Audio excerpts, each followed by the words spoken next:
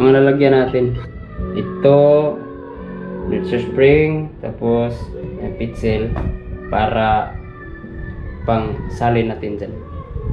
Tapos, ito pa pala, no?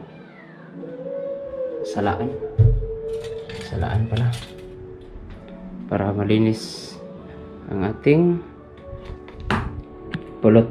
Ayan, nandito na ito.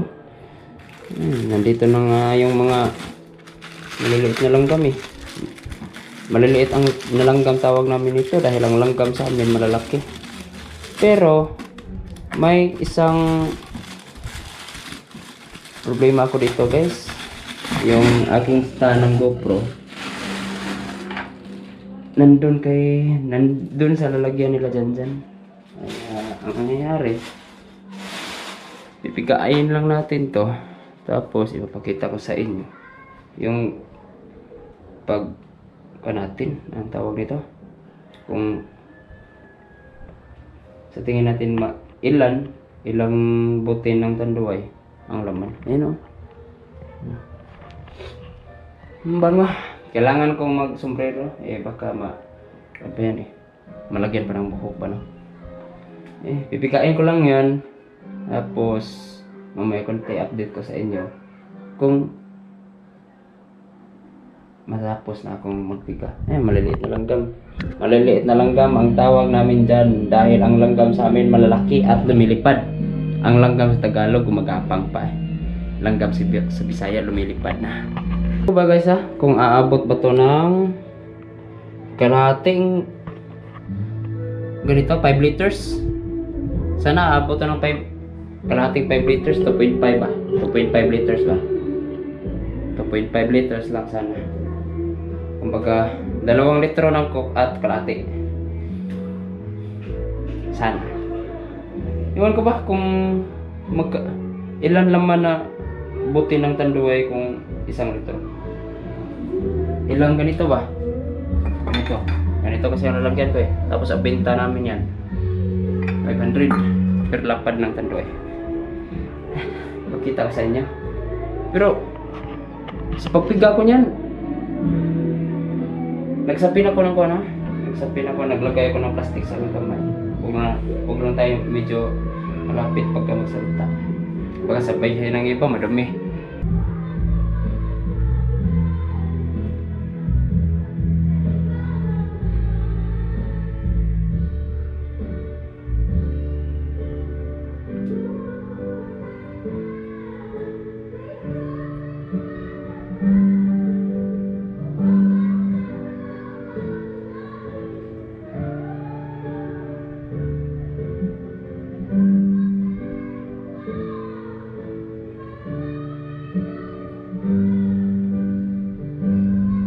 Kunti lang.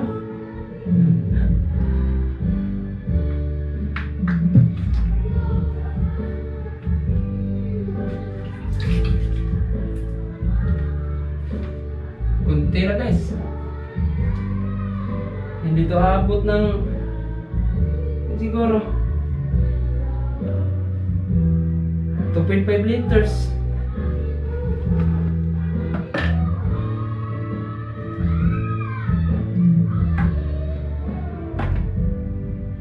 Hindi aabot ng 2.5 liters to, guys.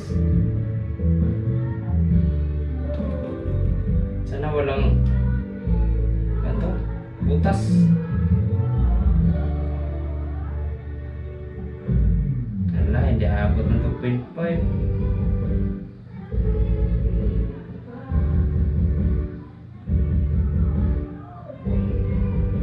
Ang laman kasi ng isang ganito, nung sinukat ko to, naglalapad ako, 4 lang. 4 na lapad ng tanduay. Yan lang, Pero at least meron.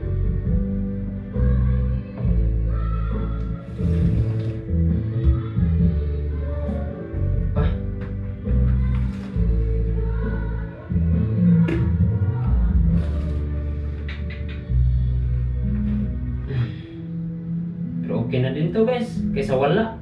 Yung mamuhag ka, tapos pagtingin sa tangke, lalagyan ng kulot, walang laman. Pangit na.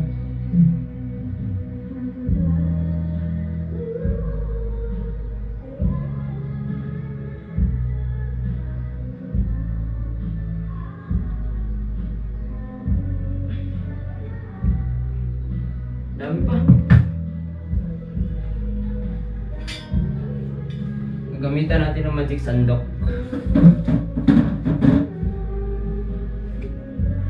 At sa'yo, bakit nakikita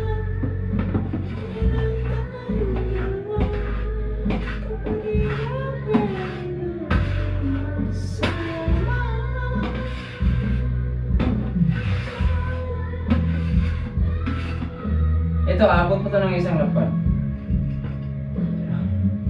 Wala na.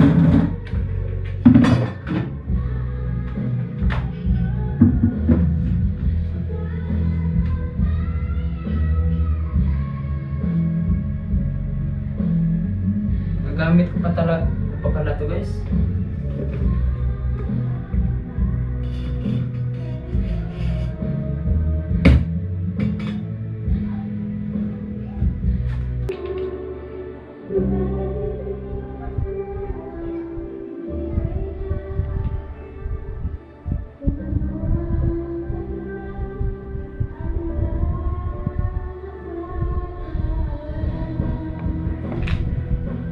Dami pa niya, no?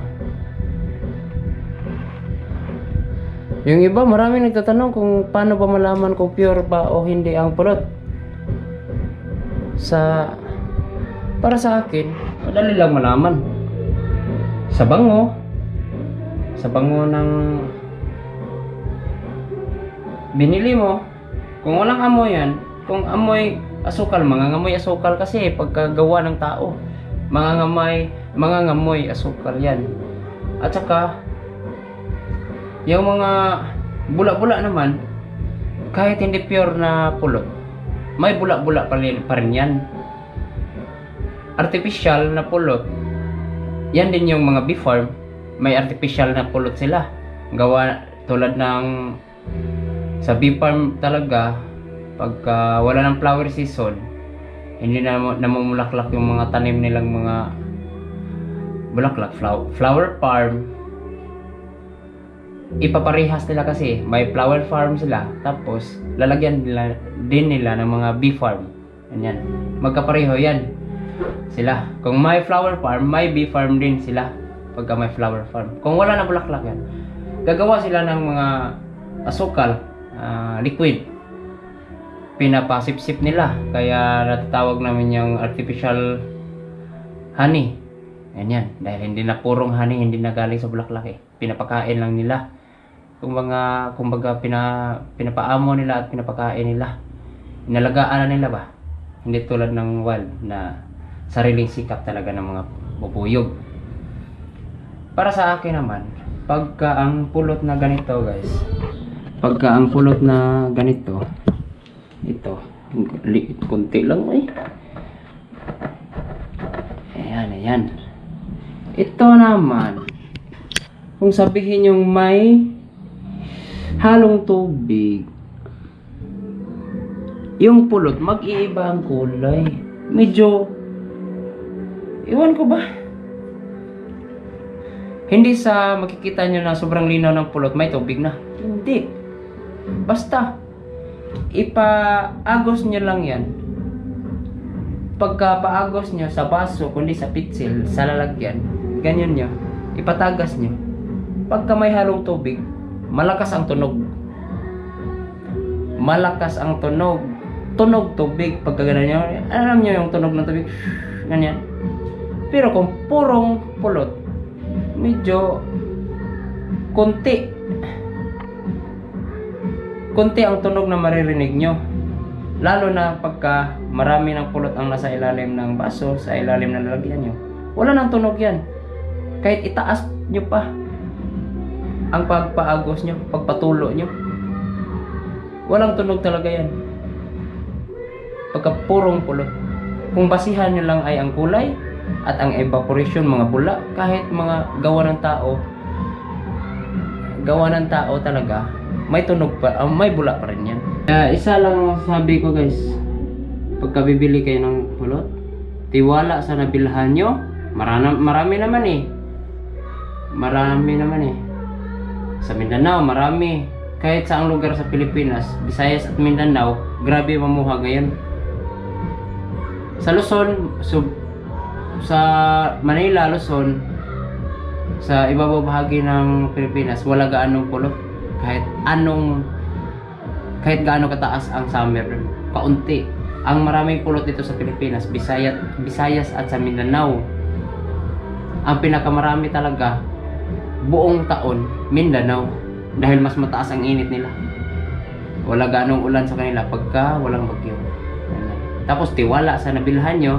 Kung sa syudad naman, lungsod, makakita kayo ng mga nagbibinta ng pulot nilagay sa balde. Tapos ang nandun ay mga kaba, yung may mga sisiyo. Magdidepende na yan sa inyo kung bibili ba kayo hindi. Dahil kita nyo naman sa video namin kung ano ang lalagyan ng pulot. 'Di ba? Mas makapal siya at puti ang labas. Ganyan yan guys. Kaya yung mga binta sa merkado, ayun ko ba sa merkado, binta sa mall. Depends to you kung bibili ba kayo o hindi. Isa lang masasabi ko, ang pure na pulot nasa mga hunter lang. Diyan yun lang mabibili ang pure na pulot. Talaga, magdidepende na sa inyo kung bibili ba kayo sa mga nasa mga gilid-gilid ng lansangan, ganyan. Magdidepende na sa inyo. Sabihin yung pure, maniniwala kayo, nasa sa inyo na yan. Pero hindi ko sasabihin na piki dahil hindi naman lahat. Pero kami, yung mga binta talaga namin, pure talaga pagka kami mga hunter. Dahil diretso eh. Inaantay nga kami ng mga namimili. Pagkadating namin, oy, may kuha kayo? May kuha kanyan. Pagka hunter ka. Pero mayroon ding ibang mga hunter na balasubas, ganyan ba? Ganito. Itong pulot na to. Pwede nila yung gawin ganito. Dito.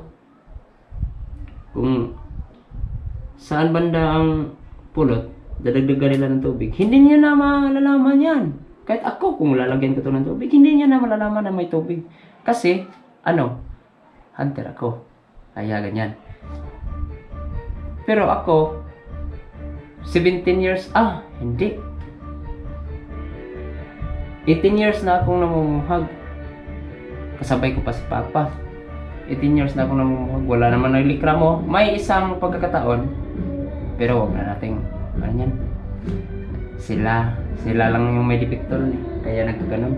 Hindi nila alam. Hindi sila nag-search sa Google kung bakit. Diretso react sila ba? Bakit? Pag screenshot ko ng picture sa Google at may mga sentence doon, may mga paliwanag kung bakit nagkaganon, tikong bibig sila. Kaya ayan, bumula na siya sa ibabaw.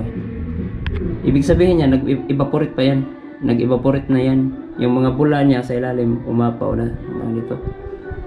Kaya ang mangyari ito, hindi natin yan tatakpan ng takip dahil siguradong mababasag to. Kahit plastic to, yan, mababasag to. Kumbaga yung hangin, alam niya naman, hangin kahit nga gulong ng sasakyan, puputok eh. Kaya ang mas magandang itakip nito, plastic, dahil lalaki ang plastic at saka ba. So ayan,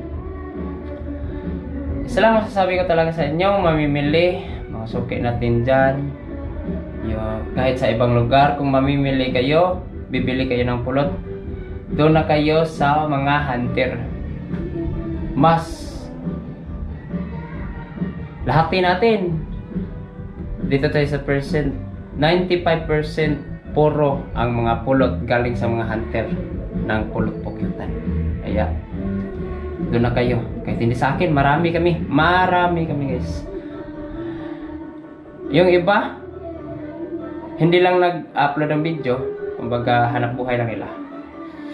So ayun, salamat sa panonood. God bless.